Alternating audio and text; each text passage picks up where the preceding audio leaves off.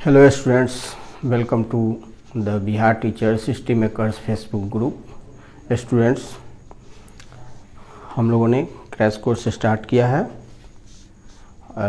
Math subject में, जिसका आज हम लोग दूसरा पार्ट देख रहे हैं। यह रिलेशंस चैप्टर का दूसरा पार्ट है। तो आइए हम लोग क्वेश्चन सॉल्व करेंगे। तो फर्स्ट क्वेश्चन है कि L be the set of all lines in the plane, lines in the plane and R be the relation। तो बच्चों रिलेशन क्या है? Relation is defined as perpendicular. इसको हम लोग लैंग्वेज में भी लिख सकते हैं और इस तरह से मैथमेटिकल लैंग्वेज में भी लिखते हैं। क्या है रिलेशन? क्या है रिलेशन? है परपेंडिकुलरिटी का। इसी तरह से आपको रिलेशन पढ़ना होता है लेस देन और इक्वल टू का, सबसेट का, ग्रेटर देन और इक्वल टू का, परपेंडिकुलरिटी का, पैरेललिज्म का, सिमिलरिटी का, कंग्रुएंसी का। इस तरह का रिलेशन आपको इसमें पढ़ने को मिलते हैं। तो आइए, हमारा जो रिलेशन आर है वह डिफाइंड है एज ए परपेंडिकुलर। तो L1 L2 का मतलब हुआ दो लाइंस हैं जो किसी प्लेन में है। तो जैसे ये बोर्ड है, तो बोर्ड क्या है? प्लेन है। तो इसमें एक लाइन ऐसे ले लीजिए और दूसरा लाइन ऐसे ले लीजिए, या एक लाइन ऐसे ले लीजिए, दूसरा लाइन ऐसे ले लीजिए, और दोनों एक दूसरे पर क्या है? परपेंडिकुलर है। दोनों एक दूसरे पर परपेंडिकुलर है। यह आपका रिलेशन है। तो हमको दिखाना है, शो करना है कि आर जो है वह सिमेट्रिक है, लेकिन न तो रिफ्लेक्सिव है और न ही ट्रांजिटिव है। आर को पिछले वीडियो में हमने बताया था टाइप्स ऑफ रिलेशन के बारे में। तो रिलेशन मुख्यतः तीन टाइप के होते हैं। रिफ्लेक्सिव, थ्री टाइप्स के होते हैं: रिफ्लेक्सिव, सिमेट्रिक और ट्रांजिटिव। रिफ्लेक्सिव मतलब खुद का खुद में छोड़िए। तो आइए हम लोग इसका चेक करें। तो बच्चों, हमारा प्रश्न है जिसमें रिलेशन है परपेंडिकुलरिटी का। तो सॉल्यूशन में देखेंगे, फर्स्ट है तो लिखेंगे हियर, सपोज करते हैं L सपोज कर लेते हैं। Let L is the set of all lines in the plane,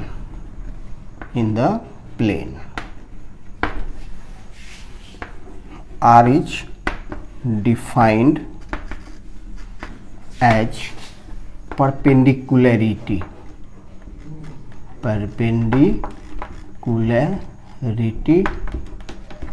of lines। तो R इस तरह से डिफाइंड है। अब हम लोग रिफ्लेक्सिविटी, सिमेट्रिसिटी और ट्रांजिटिविटी को चेक करेंगे। नाउ फर्स्ट रिफ्लेक्सिविटी, आइए इसको हम लोग चेक करें।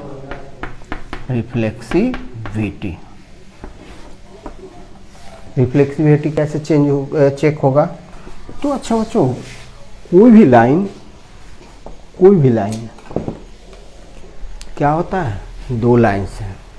एक लाइन खुद पर परपेंडिकुलर हो सकता है, कोई भी लाइन खुद के पैरेलल हो सकता है, बट कोई लाइन खुद पर परपेंडिकुलर नहीं हो सकता है।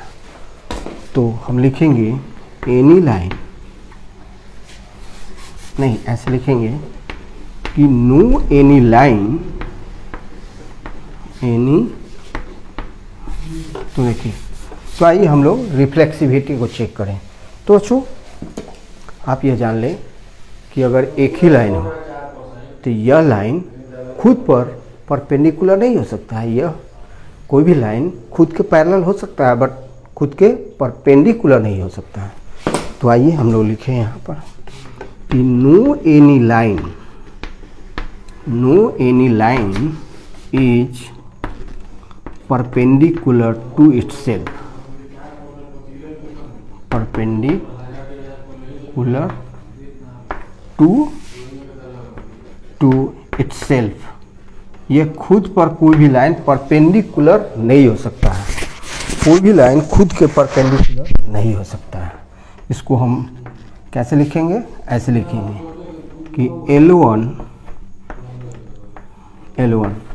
ऑर्डर पेयर का element, first entry L1, second entry भी L1 होगा, जहाँ की L1 क्या है, L का कोई मेंबर है, कोई सदस्य है।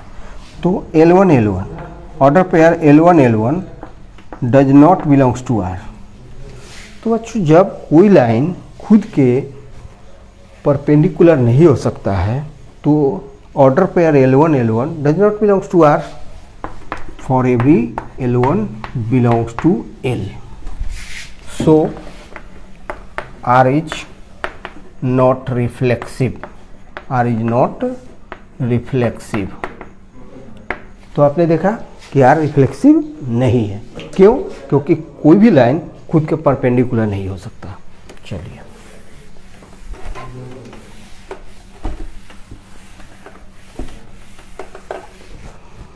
अब हम लोग दूसरा कंडीशन देखते हैं, सिमेट्रिसिटी। सिमेट्रिसिटी मतलब सिमेट्रिक। तो इसमें late L1 and L2 are two lines in the set of lines। यही ब्लैक बोर्ड एक प्लेन है, इस पर बहुत सारे लाइंस हो सकते हैं, अलग भी हो सकते हैं, बहुत सारे लाइंस हो सकते हैं। तो कोई भी अगर L1 लाइन ले लेंगे, L1 लाइन और L2 दो लाइंस ले लेंगे, तो देख रहे हैं L1 L2 पर परपेंडिकुलर होगा, हो सकता है L1 L2 पे परपेंडिकुलर हो सकता है और L2 भी L1 के परपेंडिकुलर हो सकता है। क्यों बच्चों? क्योंकि अगर दो लाइंस हो, अगर ये लाइन L1 है और ये लाइन L2 है तो L1 perpendicular L2, it means L2 also perpendicular to L1। दो लाइंस आपस में म्यूचुअली परपेंडिकुलर होते हैं, L1 L2 पर परपेंडिकुलर तो L2 भी L1 पर परपेंडिकुलर। इसको हम कैसे लिखेंगे? लिखेंगे order pair L1 L2 belongs to R implies order pair L2 L1 belongs to R for every L1 L2 belongs to, हमने ऊपर लिखा था सेट ऑफ लाइंस, तो बिलोंग्स टू L। अगर प्लेन के केस में लेंगे तो हम कोई प्लेन का कोई सेट होगा जिसमें बिलोंग कराएंगे L1 L2 को। चलिए, तो क्या आपने देखा कि L1 L2 अगर R में बिलोंग कर रहा है तो L2 L1 भी बिलोंग कर रहा है। इसको दूसरे लैंग्वेज में कहेंगे कि अगर L1 L2 पर परपेंडिकुलर है तो L2 भी L1 पर परपेंडिकुलर है, इसलिए यह सिमेट्रिक है। सो लिखेंगे कि R is symmetric relation, symmetric relation. अब हम लोग ट्रांजिटिव रिलेशन चेक करेंगे। ट्रांजिटिविटी मतलब ट्रांजिटिव रिलेशन, ट्रांजिटिविटी, इसको हम लोग कैसे चेक करेंगे? तो बच्चों अगर 3 लाइन्स हो, ये 3 लाइन्स हैं, ये तीनों लाइन हैं, अगर ये लाइन L1 है, L2 पर परपेंडिकुलर है, और बच्चों L1 L2 पर परपेंडिकुलर है और L2 लाइन ये L3 है, L3 पर परपेंडिकुलर है, it doesn't mean that L1 perpendicular to L3। देखिए तो L1 L2 पर परपेंडिकुलर है, L2 L3 पर परपेंडिकुलर है, but L1 is not perpendicular to L3, L1 L3 पर परपेंडिकुलर नहीं है। इसको ऐसे देखें, late L1 L2 L3 belongs to L। पता है L1 L2 L3 बहुत सारे लाइंस हैं जो सेट L में बिलोंग करते हैं। अगर सेट के रूप में लेते हैं, सेट ऑफ लाइंस, तब अब देखिए ये तीनों लाइंस हैं, सेट ऑफ लाइंस में है या प्लेन में है। अब late L1 perpendicular to L2 and L2 perpendicular to L3। तो हमने पेन की सहायता से बतलाया कि L1 L2 पर परपेंडिकुलर हो, L2 L3 पर परपेंडिकुलर हो, डज नॉट मीन, मतलब इसका ये मीनिंग नहीं है कि that L1 perpendicular to L3। L1 L2 पर परपेंडिकुलर है, L2 L3 पर परपेंडिकुलर। L1 L2 L3 क्या है? लाइंस है। कहाँ पर है? तो सेट ऑफ लाइंस में है या प्लेन पर है। तो इसका L1 L2 पर परपेंडिकुलर, L2 L3 पर परपेंडिकुलर, इसका मतलब ये नहीं है कि L1 L3 पर परपेंडिकुलर। इसको लैंग्वेज हम चेंज कर सकते हैं। तो L1 परपेंडिकुलर नहीं है L3 के। सो इसको ऐसे लिखेंगे, L1 L2 order pair L1 L2 belongs to R and L2 L3 belongs to R, but L1 L3 order pair L1 L3 does not belongs to R। For all L1 L2 L3 for all L1 L2 L3 belongs to L।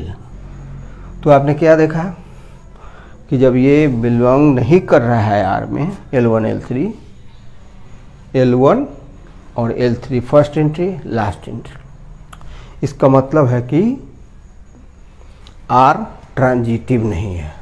So relation R is not transitive, R is not transitive relation,